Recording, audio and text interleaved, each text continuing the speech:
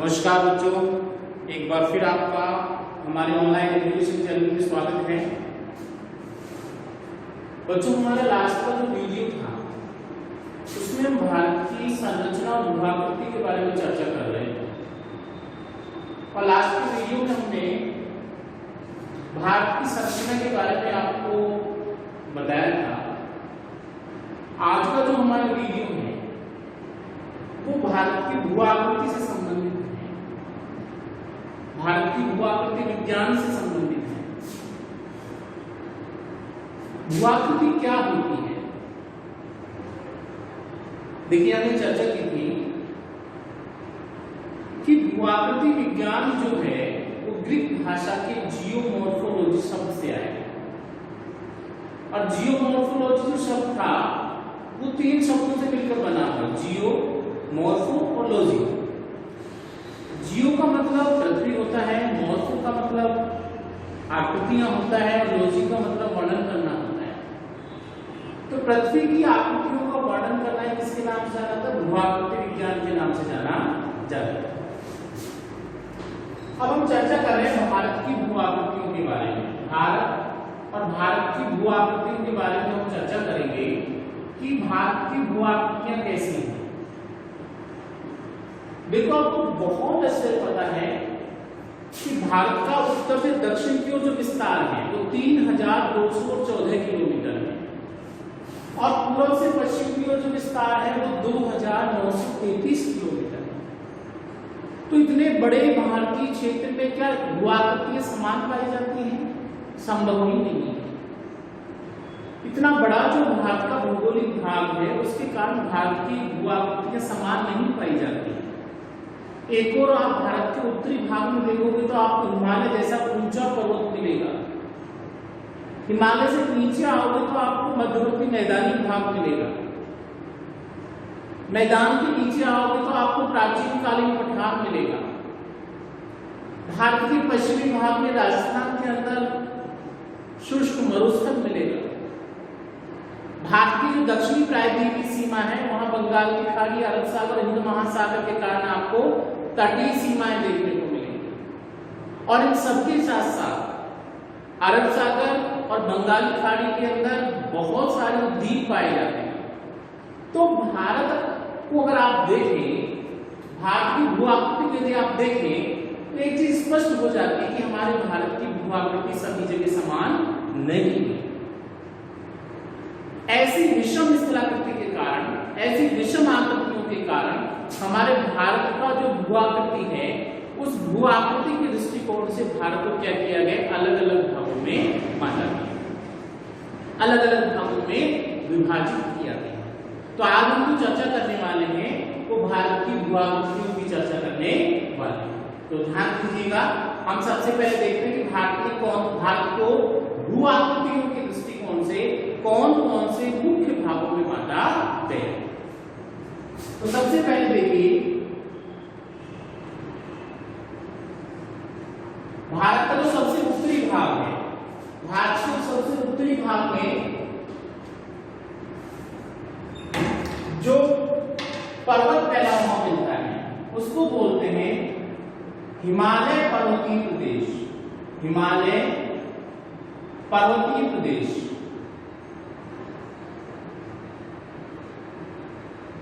ये पहला भूआकृतिक विभाग है। दूसरा जो भाग आता है वो आता है उत्तर का विशाल मैदान। उत्तर का विशाल मैदान ये दूसरा भूआकृतिक विभाग है भारत का। उत्तर का विशाल मैदान। भारत का तीसरा भूआकृतिक जो भाग है वो है प्रायद्वीपीय पठारी भाग। प्रायद्वीपीय पठारी भाग।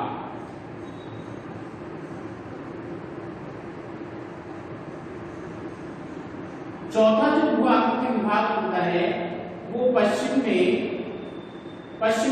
रेतीला मरुस्थल। पश्चिमी रेतीला मरुस्थल। रेतीला मरुस्थल। पांचों जो भौतिक विभाग बना है वो समुद्र तटीय प्रदेश के रूप में, समुद्र तटीय प्रदेश।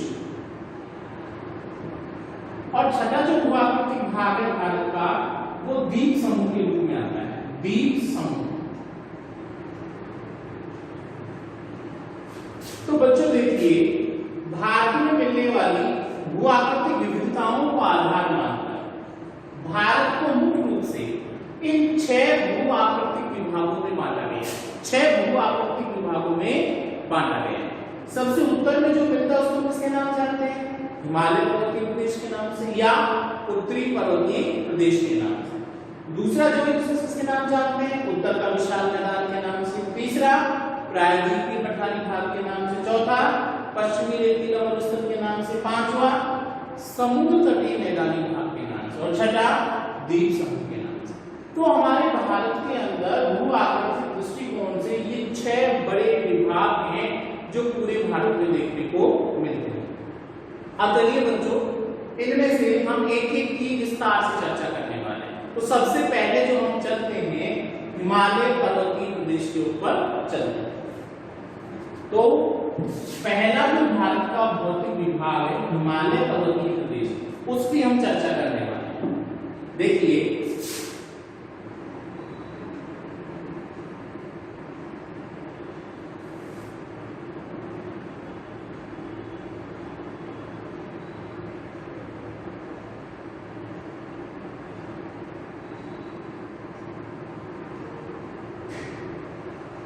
ये भारत के उत्तरी भाग का मैप है। आप मैप देख रहे हैं। ये जो हिमालय पर्वतीय प्रदेश है ये भारत के उत्तरी भाग में फैला। कौन से भाग में फैला हुआ है? उत्तरी भाग में फैला हुआ है। तो हम ऐसा कहें कि ये जो पूरा एरिया है, पूरा क्षेत्र है, देखिए आप ध्यान से, ये जो पूरा भाग है, सारे का सारा भाग, ये पूरा भाग, ये पूरा जो भाग है ये हिमालय पर्वतीय क्षेत्र के रूप में आता है। हिमालय पर्वतीय, ये पूरा एरिया हिमालय पर्वतीय भाग जो है भारत की उत्तरी सीमा का निर्धारण करता है। तो सबसे पहले हम चर्चा करते हैं कि हिमालय पर्वत जो बना वो कैसे बना, उसकी चर्चा करते हैं। देखिए, आपने पहले पढ़ा होगा कि भारतीय जो प्लेट है वो पहले इंडो ऑस्ट्रेलियन प्लेट के रूप में शामिल थी। यानी कि पहले एक प्लेट थी, इसका नाम क्या था? Indo Australian plate. और उसी प्लेट का भाग कौन सी प्लेट थी? Indian plate. बाद में क्या हुआ? इंडो ऑस्ट्रेलियन प्लेट का 2 भागों में विभाजन हो गया। उससे एक तो बनी इंडियन प्लेट और दूसरी बनी कौन सी? Australian plate. ऑस्ट्रेलियन जो प्लेट थी वो कहां की और किसकी? दक्षिण पूर्व की और किसकी? और भारतीय जो प्लेट थी वो भूमध्य रेखा के कहां की और किसकी? उत्तर की ओर किसकी? तो जैसे जैसे भारतीय प्लेट उत्तर की ओर खिसकती जा रही थी, यहां उत्तर में एक प्लेट और थी, यूरेशियन प्लेट। कौन सी प्लेट? Eurasian plate. और पहले जब अंगारा लैंड और गोंडवाना लैंड 2 भागों में बटा था तो उसके बीच में एक भूसंनति का निर्माण हुआ और उस भूसंनति को हम जानते हैं तैतीस भूसंनति के नाम से। किसके नाम से? तैतीस भूसंनति के नाम से। तो यूरेशियन प्लेट उत्तर में थी और दक्षिण में कौन सी प्लेट थी? इंडियन प्लेट थी। इन दोनों के बीच में कौन सी भूसंनति थी? तैतीस भूसंनति। तो जैसे जैसे इंडियन प्लेट ऊपर की ओर आई, उत्तर की ओर आई, तो जो 33 भूसंनति थी उसमें जो कचरा भरा हुआ था, मलबा भरा हुआ था, उस पर धीरे धीरे क्या पड़ने लगा? दबाव पड़ने लगा। और धीरे धीरे दबाव पड़ने के कारण उसमें जो कचरा था, क्योंकि ऊपर कौन सी प्लेट है? यूरेशियन प्लेट है, कठोर प्लेट है। नीचे कौन सी प्लेट है? इंडियन प्लेट है, कठोर प्लेट है। लेकिन बीच में जो कचरा है वो कठोर नहीं होकर कैसा है? मुलायम है। तो दोनों ओर से जब दबाव बढ़ा तो कचरा धीरे धीरे कहां की उठने लगा? ऊपर की ओर उठने लगा। तो इस प्रकार से जब 33 भूसंनति का कचरा ऊपर की ओर उठा तो उससे एक पर्वत का निर्माण हुआ और उसी पर्वत को क्या कहा गया? हिमालय पर्वत। तो हिमालय जो पर्वत है वो एक नवीन पर्वत है, वलित पर्वत है। वलित का मतलब इसमें फोल्ड्स पाए जाते हैं, घुमाव पाए जाते हैं, अपनतियां और अभिनतियां पाई जाती हैं। तो हिमालय पर्वत का क्या हो गया? निर्माण हो गया। तो ये तो हमारे हिमालय पर्वत के निर्माण की प्रक्रिया की कैसे इसका निर्माण हुआ।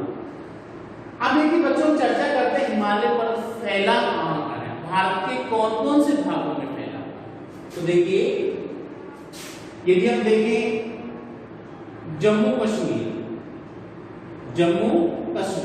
लेकिन ध्यान रखना हाल ही में जम्मू और लद्दाख 2 क्षेत्रों में बांट दिया गया, ठीक है। तो डाटा थोड़े चेंज हो जाएंगे, आप जितनी बुक्स पढ़ेंगे उसमें आपको सब जगह जम्मू कश्मीर लिखा हुआ मिलेगा, ठीक है ना। तो कंफ्यूज नहीं होना है, राज्य तो जम्मू कश्मीर ही था, लेकिन अब क्या कर दिया गया, जम्मू कश्मीर को समाप्त करके जम्मू और लद्दाख नामक 2 केंद्र शासित प्रदेश बना दिए। तो वर्तमान के संदर्भ में, आज के संदर्भ में यदि मैं चर्चा करूं तो जम्मू नामक केंद्र शासित प्रदेश में और लद्दाख नामक केंद्र शासित प्रदेश में इसका विस्तार मिलता है हिमालय। तो जम्मू, लद्दाख, इसके बाद में कौन सा जाएगा, हिमाचल प्रदेश। कौन सा जाएगा, हिमाचल प्रदेश। उसके बाद में कौन सा जाएगा, उत्तराखंड। कौन सा जाएगा, उत्तराखंड। उसके बाद में कौन सा जाएगा, उत्तर प्रदेश आ जाएगा। उसके बाद में बिहार, उसके बाद में सिक्किम, और सिक्किम के बाद में यहाँ पे कौन सा जाएगा, असम, और असम के बाद में कौन सा जाएगा, अरुणाचल। तो ये ऐसे क्षेत्र हैं, ऐसे राज्य हैं जहां हिमालय पर्वत का विस्तार देखने को मिलता है। और विशेष रूप से जम्मू, लद्दाख, हिमाचल, उत्तराखंड, असम और अरुणाचल प्रदेश वाला जो भाग है उसमें हिमालय का ज्यादा विस्तार देखने। उत्तर प्रदेश और बिहार में सिर्फ हिमालय की सीमावर्ती भाग पाए जाते, ज्यादा विस्तार देखने को नहीं मिलता, लेकिन हिमालय के क्षेत्र में शामिल जरूर किए जाते हैं। अब ये हिमालय जो पर्वत है ऐसे अर्धचंद्राकार आकृति में फैला, कैसे आकृति में फैला हुआ, अर्धचंद्राकार, तलवार नुमा आकृति में फैला हुआ। और इसलिए जब देखें इस भाग से लेकर, ये कौन सा भाग हो गया, उत्तरी पश्चिमी भाग हो गया, और ये कौन सा हो गया, दक्षिण पूर्वी भाग हो गया, ठीक है। तो उत्तर पश्चिम से लेकर दक्षिण पूर्व तक इसकी जो कुल लंबाई है वो लगभग 2500 किलोमीटर है। कितनी है, 2500 किलोमीटर। तो उत्तरी पूर्व पश्चिमी भाग से दक्षिणी पूर्वी भाग की ओर हिमालय पर्वत लगभग 2500 किलोमीटर की लंबाई में तलवार नुमा आकृति में फैला। अब कहां से कहां तक देखो, यहां पे मिलता है नंगा पर्वत। कौन सा पर्वत मिलता है, नंगा पर्वत। और यहां पे म्यांमार की सीमा के सहारे मिलता है अराकान नुमा। अराकान क्या मिलता है, अराकान नुमा। तो नंगा पर्वत से लेकर म्यांमार की सीमा के सहारे फैले हुए पर्वतीय भागों तक हिमालय पर्वतीय प्रदेश का विस्तार देखने को मिलता है। इसका जो कुल क्षेत्रफल है वो लगभग 5 लाख वर्ग किलोमीटर है। कितना है, 5 लाख वर्ग किलोमीटर। लगभग क्षेत्रफल कितना है, 5 लाख वर्ग किलोमीटर क्षेत्रफल है इसका, हिमालय पर्वतीय प्रदेश। इस हिमालय पर्वतीय प्रदेश के द्वारा भारत की उत्तरी सीमा का निर्धारण तो किया गया ही है, साथ साथ में ये हिमालय पर्वतीय प्रदेश भारत को इस उत्तरी एशिया वाले भाग से क्या करता है, अलग करता है, पृथक करता है। अब चाहे जलवायु की बात करें, चाहे हम जनसंख्या की बात करें या इस कलाकृति की, हर दृष्टिकोण से ये भारत को बाकी का जो एशिया वाला भाग है, मध्यवर्ती एशिया वाला भाग है, उत्तरी एशिया वाला जो भाग है उससे पृथक करता है। कौन सा पर्वत, हिमालय पर्वत। इसी कारण हिमालय पर्वत को भारत का अवरोधक या भारतीय सीमा का विभाजक भी कहा जाता है। किसको, हिमालय पर्वत। अब देखिए बच्चों, ऐसा नहीं है कि पूरा का पूरा हिमालय पर्वत एक साथ नहीं बन गया था, ऐसा नहीं। हिमालय पर्वत बनने की जो प्रक्रिया थी वो भी 4 चरणों में संपन्न हुई। कितने चरणों में संपन्न हुई थी, 4 चरण। बारी बारी से इसमें 4 फोल्ड बने थे, 4 वलन बने थे, और 4 वलन जो बने थे उनको आगे जाके 4 भागों में बांट दिया गया। तो हिमालय पर्वत की जो प्रदेश है वो भौगोलिक आधार पर मुख्य रूप से 4 भागों में बटा। कौन कौन से भागों के रूप में, महान हिमालय के रूप में, लघु हिमालय के रूप में, उप हिमालय या शिवालिक श्रेणी के रूप में, और ट्रांस हिमालय के रूप में। 4 भागों में बांटा गया। एक बार वापस रिपीट करते हैं, कौन कौन से, महान हिमालय के रूप में, लघु हिमालय के रूप में, उप हिमालय या शिवालिक श्रेणी के रूप में, और लास्ट में कौन सा के ट्रांस या तिब्बत हिमालय के। 4 भागों में भौतिक आधार पर हिमालय का क्या किया गया, विभाजन किया। अब हम चर्चा करेंगे हिमालय के सबसे पहले वाले भाग, यानी जो पहला था कौन सा, महान हिमालय। इसकी चर्चा कर रहे हैं, महान हिमालय की चर्चा कर रहे हैं। तो देखिए बच्चों, महान हिमालय जो है वो भारत के सबसे उत्तरी भाग में, और ये हिमालय की सबसे उत्तर वाली श्रेणी, ठीक है। हिमालय की भारत में सबसे उत्तरी श्रेणी कौन सी है, महान हिमालय। और महान हिमालय वाला जो भाग है उसी में क्या होता है, ज्यादा ऊंची ऊंची पर्वत चोटियां पाई जाती हैं। तो ऊंची ऊंची पर्वत चोटियां मिलने के कारण इसमें वर्ष भर बर्फ जमी है, और वर्ष भर बर्फ जमे रहने के कारण यहाँ पे बर्फ का आवरण पाया जाता है। इसी कारण महान हिमालय को हिमाद्री भी कहा जाता है। क्या कहा जाता है, हिमाद्री भी कहा जाता है। तो सबसे उत्तरी भाग में वर्ष भर बर्फ जमे रहने के कारण इसे हिमाद्री या महान हिमालय या बृहद हिमालय के नाम से भी जाना जाता है।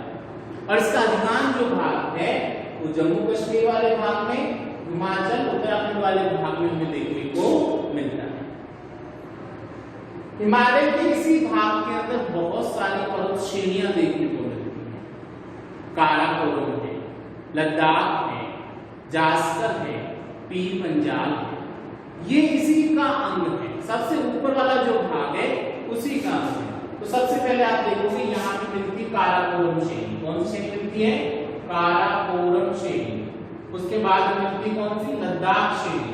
उसके बाद में आपकी जास्कर श्रेणी, और उसके बाद नीचे कौन सी आती है, पीर पंजाल श्रेणी। तो ये सबसे उत्तरी जो हिमालय का भाग है, महान हिमालय वाला भाग, उसी के अंदर हिमालय की ये श्रेणियां क्या की जाती है, शामिल की जाती है। इसको ही जम्मू कश्मीर में फैला हुआ होने के कारण कश्मीर हिमालय भी कहते हैं। क्या कहते हैं, कश्मीर हिमालय। तो बृहद हिमालय वाला जो भाग है उसी के अंदर कश्मीर घाटी भी पाई जाती है। क्या पाई जाती है, कश्मीर घाटी। बृहद हिमालय और पीर पंजाल श्रेणियों के बीच में कश्मीर घाटी फैली हुई है, और यहाँ बर्फ जमी हुई होती है। इसी कारण से ठंडा मरुस्थल भी कहा जाता है। क्या कहा जाता है, ठंडा मरुस्थल भी कहा जाता है। और इसी भाग के अंदर बहुत सारी झीलें भी पाई जाती हैं। डल झील है, वूलर झील है, ये कहाँ पाई जाती है, इस कश्मीर हिमालय वाले भाग में विशेष रूप से देखने को मिलती है। अब इस कश्मीर हिमालय के अंदर क्या पाए जाते हैं, घाटियां जो हैं, उन घाटियों में थोड़े थोड़े से मैदान से दिखाई देने लग जाते हैं। तो इन मैदानी भागों में जो बालू का निक्षेप हो गया है, जो मिट्टी जम जाती है और इससे घाटियों का निर्माण होता है, उसको करेवा कहा जाता है। क्या कहा जाता है, करेवा। और इस करेवा वाला जो भाग है वहीं पर जाफरान की कृषि की जाती है। जाफरान की कृषि के लिए प्रसिद्ध क्षेत्र कौन सा, कश्मीर हिमालय वाला। यानी भारत का सबसे जो उत्तरी भाग है, महान हिमालय की जो चर्चा कर रहे हैं, कश्मीर हिमालय की जो हम चर्चा कर रहे हैं, उसी के अंदर करेवाज पाए जाते हैं, और वहीं पर जाफरान की कृषि क्या की जाती है, विशेष रूप से की जाती है।